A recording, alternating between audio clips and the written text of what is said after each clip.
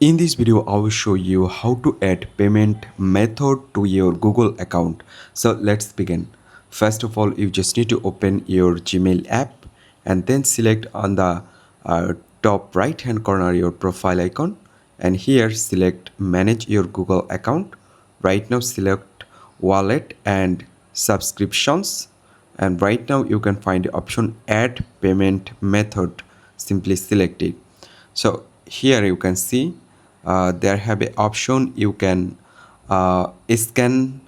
Here you can see you can scan it, scan your card. Otherwise you can add the payment details or card details on manually. Here you can see, just tap over it, and right now you just need to type card number and expire date and security code, and then scroll down and save it.